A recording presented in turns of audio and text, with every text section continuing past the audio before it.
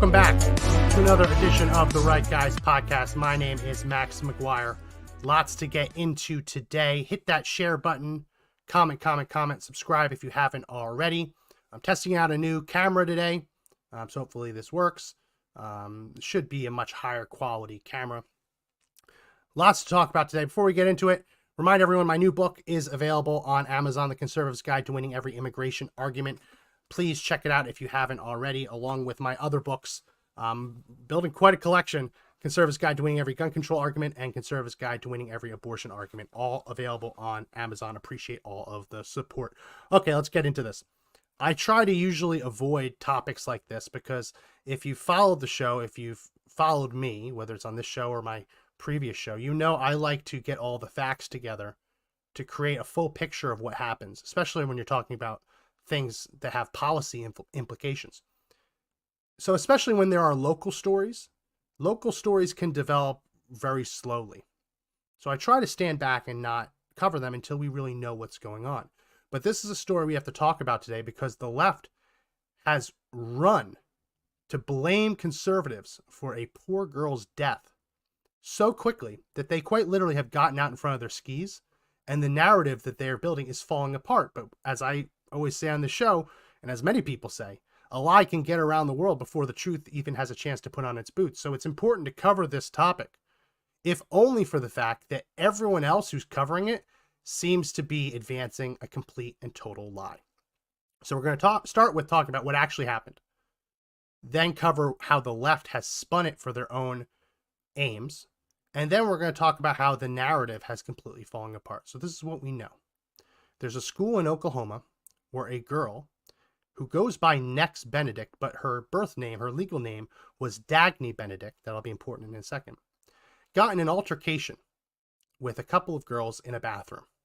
A fight broke out. And all we know is that the following day, this girl, Benedict, who is non-binary, she claims, passed away. Now, the left ran with this and advanced a story that literally accused the right, conservatives, of causing this girl to be beaten to death in a bathroom. Now, from the very beginning, we knew that that wasn't true. She wasn't beaten to death in a bathroom. But they're trying to advance this narrative anyway, and they're quite literally blaming conservatives for it. This is The Independent, which is not even in this country, ran with one of the earlier examples of this complete spin. Headline: Oklahoma banned trans students from bathrooms. Now Benedict is dead after a fight at school. The New York Times ran with anti-trans policies draw scrutiny after 16-year-old's death in Oklahoma.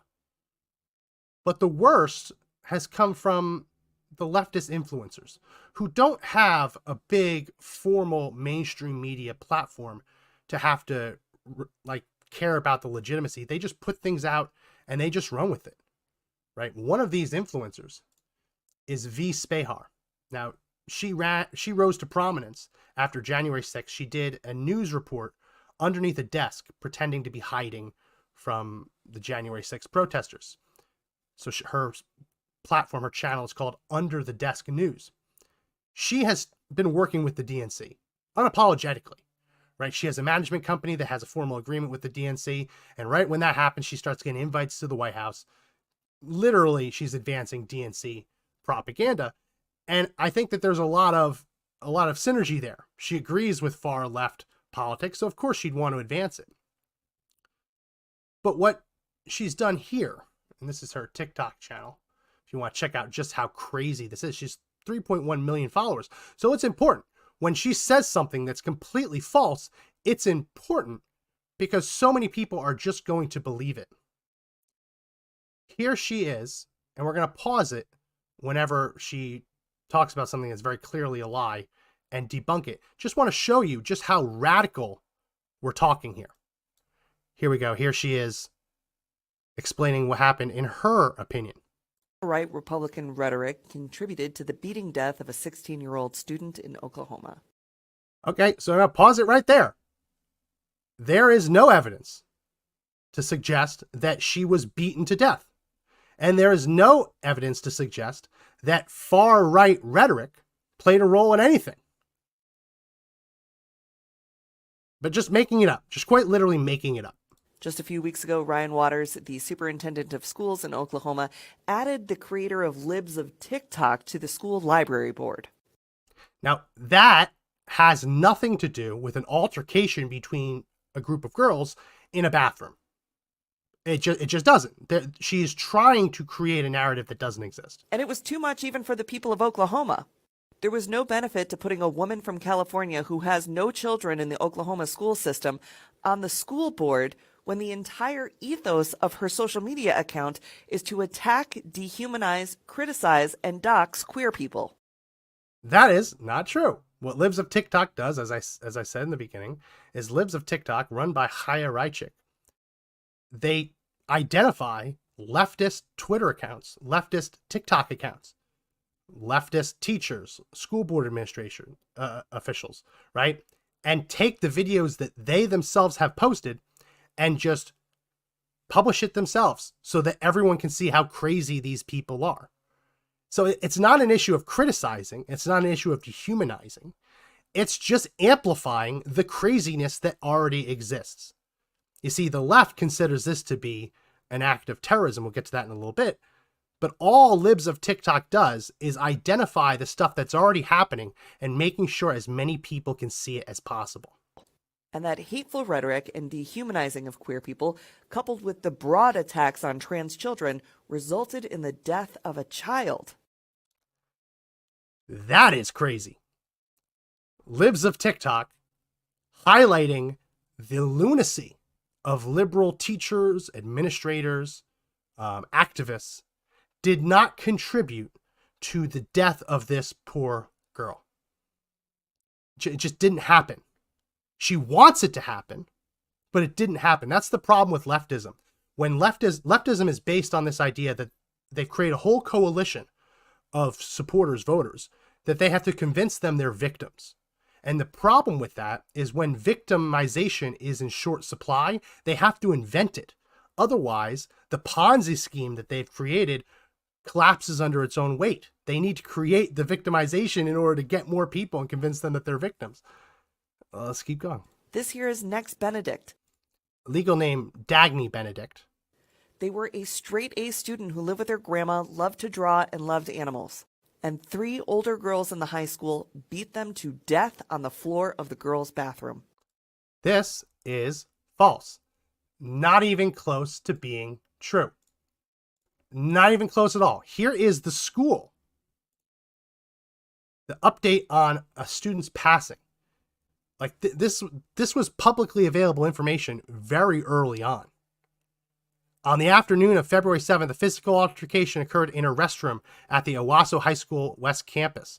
Students were in the restroom for less than 2 minutes, and the physical altercation was broken up by other students who were present. Once the altercation was broken up, all students involved in the altercation walked under their own power to the assistant principal's office. So she was not beaten to death on the floor of a bathroom. She quite literally walked to the nurse's office. The attack was broken up by a teacher who did not call an ambulance, even though Next could not walk themselves to the nurse's office. Again, not true. All students involved, let me highlight it. All students involved in the altercation walked under their own power to the assistant principal's office and nurse's office. Following district protocols, each of the students involved in the altercation was given a health assessment by a district registered nurse. Per district protocol, students needing further support are transported to a medical facility either by ambulance or by parent or guardian, depending on the severity of the injuries. While it was determined that an ambulance service was not required, out of the abundance of caution, it was recommended to one parent that their student visit a medical facility for further examination. So what the school did is they didn't refuse to call an ambulance. They checked her out, saw that it wasn't completely life-threatening, but did recommend that she go to a hospital to get checked out further. It's just a complete lie. This is a complete lie. And did not call the police. Instead, they sent them home to their grandmother, who ended up taking them to the hospital where they succumbed to their injuries. So that is not true. That's just also very much not true. It's tragic. It's absolutely tragic. But this girl went to the hospital. was treated and then released and then passed away at a later date. This claim that she passed away at the hospital from her injuries is just not true. Next identified as non-binary. They committed no crime. That is also not true. And I really hate doing this. You don't want to slander or speak ill of the dead, but we know very clearly that the crime was committed. Here are text messages from Next to one of her family members who these texts have been released to the media. The media is reporting them to be authentic. Where Next Dagny Benedict said, "I got jumped at school 3-on-1, had to go to the ER. Are you okay? All good, just scrapes and bruises. Got a shot in the butt for my pain, but I'm still dizzy and nauseous in the morning. I might have a concussion. Why did they jump you? What did the school do about it?" And here's what Next texted. "They had been bullying me and my friends, and I got tired of it. So I poured some water on them, and all three came after me. School did not report to police and is probably getting sued. Then they lost the girls after they made me and my friends separate, and one of my friends had to be escorted to the bus because they couldn't find them." So here's the problem. Under Oklahoma law, it is a crime to throw water at someone. And I'm not an Oklahoma resident, but there was a very high-profile instance of this last year, where a protester at the Oklahoma State House threw water on one of the representatives because they didn't like the way they had voted on a bill. And no surprise, this was a trans protester, trans rights protester, throwing water at a member of the legislature. And here you can see from the police report, they make it very clear that spraying them with water was a criminal act. It was a criminal act of assault. Throwing water at someone can be prosecuted as assault in Oklahoma.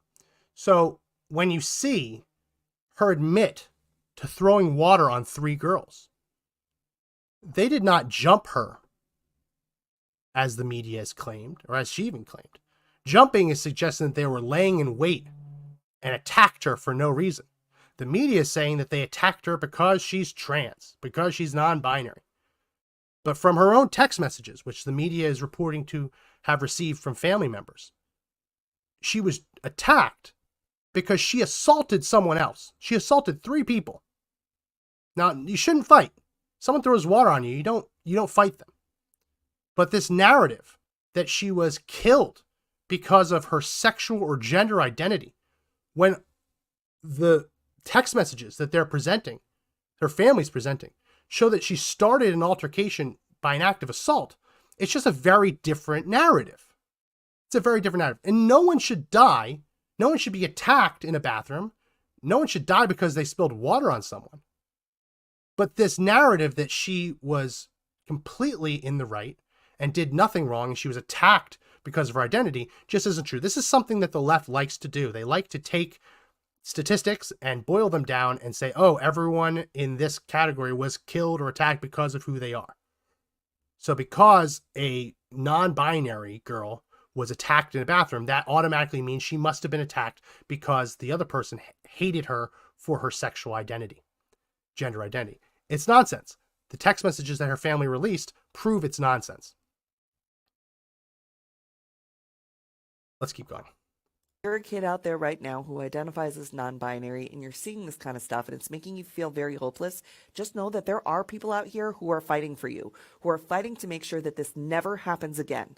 You will get to grow up. You will get to be who you want to be, and we will not let them take that away from you. So the interesting thing here is just biologically, puberty blockers that are often given to these trans kids quite literally stop them from growing up, stop them from going through puberty, which is essential to brain development and maturation. So I always find this very interesting that when someone like V claims that they are fighting so that kids get to grow up, they are advocating for policies that allow doctors and their parents to quite literally prevent them from ever growing up because these medications are not reversible. So the interesting thing is that after it's come to light that, well, let's just put it up on the screen. Oklahoma police now say that non-binary teen's death was not the result of injuries from high school fight. An autopsy was done on the child, and the autopsy revealed that her death was not caused by trauma received during that fight. Now, they're still waiting on toxicology reports, which is itself interesting. They won't release the total findings, but they say they're waiting on toxicology reports. That's interesting because we know that she was given a painkiller at the hospital. It is possible that that painkiller might have interacted with something else in her system, which is tragic, but not the result of being beat to death in a bathroom the way that the left is claiming. Now, V, this under the desk news, is refusing to accept this police report at all. Hey there, quick little update on the killing of Nex Benedict. Nex was the 16-year-old sophomore at Owasso High School in Oklahoma who was beaten by 3 older high school girls in the bathroom.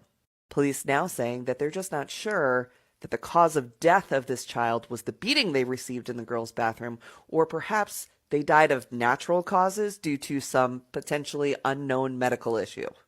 We're not doing that. We're not doing that. We're not going to listen to the medical reports. We're not going to listen to the autopsy, the coroner. We're going to continue advancing our bullshit narrative that she was beaten to death on the floor in the bathroom, even though the facts of the case indicate that she was not. That's not going to happen. Why aren't we going to do that, V? We're not doing that. Even if this kid did have some sort of medical issue, it was certainly exacerbated by the absolute beating that those 3 girls put down on them. Not defending anyone who attacked any girl in the bathroom, but you're leaving out the important part of this story, which is that the 3 girls, by Nex's own admission through those text messages, those 3 girls were the victims of an assault. And that's not saying that throwing water on someone means that you get to beat someone to death, but that isn't what happened. They were assaulted, and then they beat her up. Now, whether or not that's a proportional response, a 3-on-1 is a proportional response, is up to a lot of people to decide. Prosecutors, judges, juries, that's up to them to decide.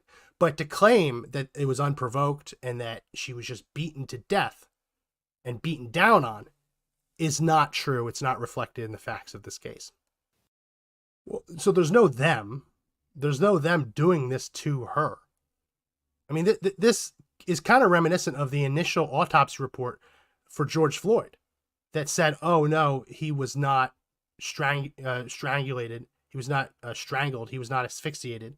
He died as a result of the chemical cocktail that was in his system. We don't know what she did in the 24 hours after she got into a tussle in a bathroom. We don't. And to say that it's not possible that she could have done or taken something that could have caused her death is ridiculous.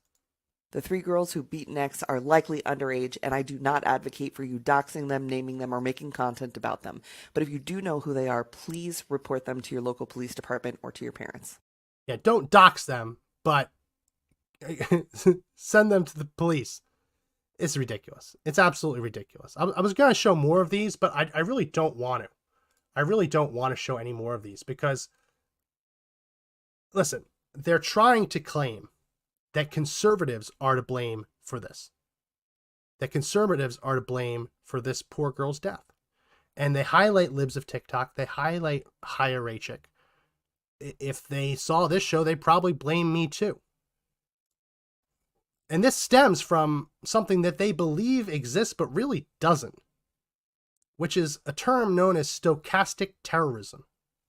Stochastic terrorism, the definition, says that when political or media figures publicly demonize a person or group in such a way that it inspires supporters of the figures to commit a violent acts against the target of that speech. So basically, what they call stochastic terrorism is libs of TikTok identifies a teacher in that school that is doing crazy stuff.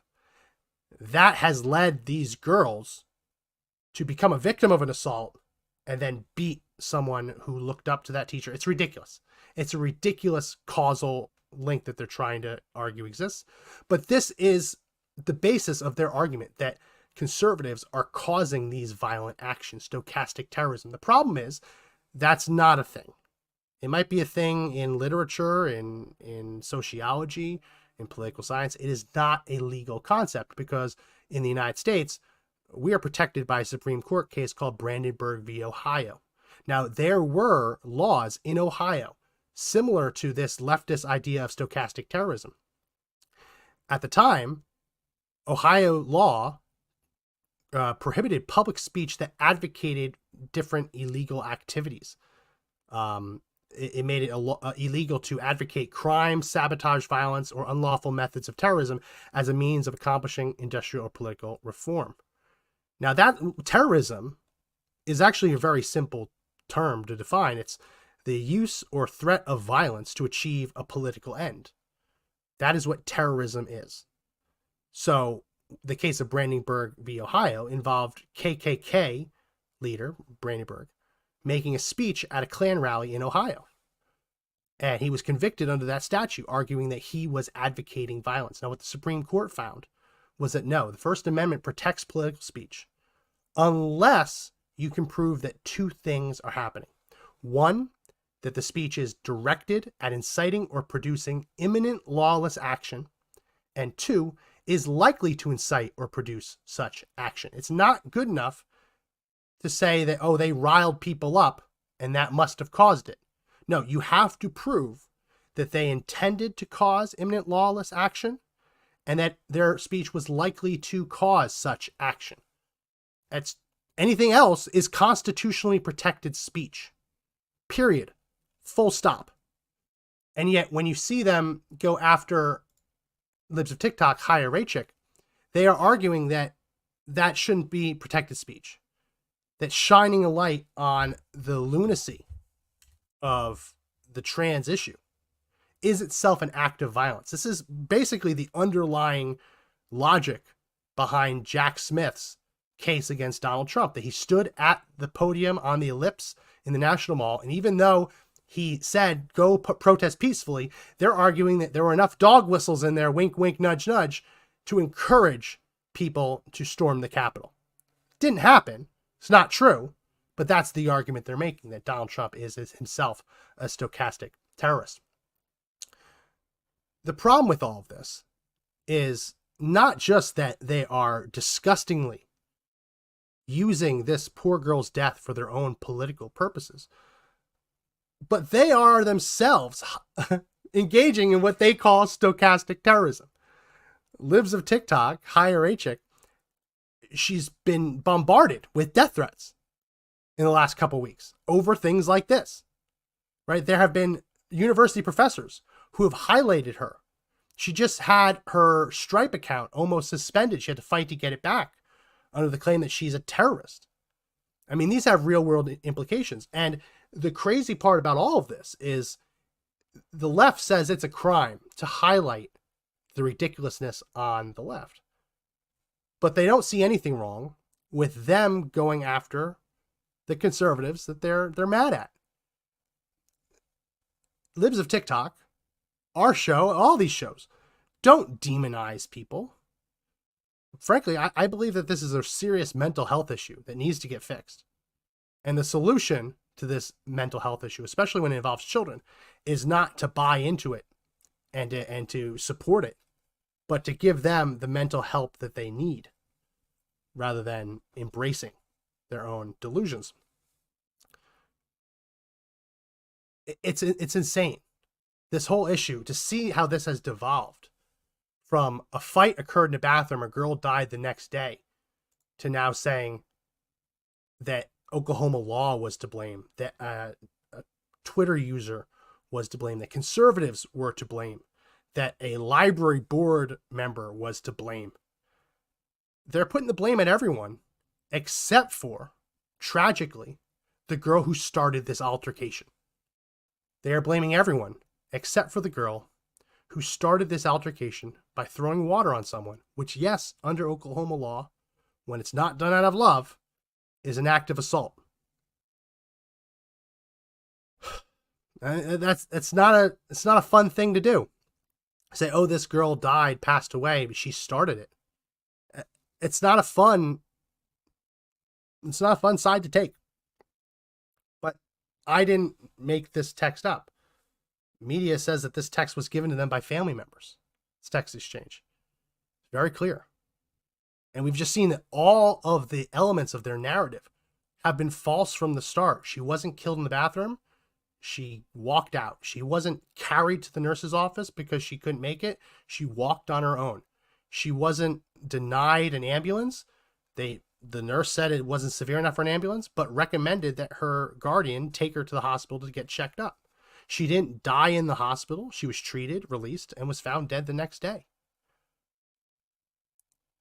Every single part of the left's narrative here has been a lie. Other than the fact that this poor girl has passed away, every element of the left's narrative has been a lie. And while demonizing the right for allegedly causing this attack, the left has done just that. Incited violence against conservatives. Because that's their end goal, right? Their end goal, first they said that silence was violence, but no, also talking is violence. And none of it makes sense. None of it makes sense at all. And I wanted to end on this, which is actually very tragic. Her family has set up a GoFundMe. Reject all.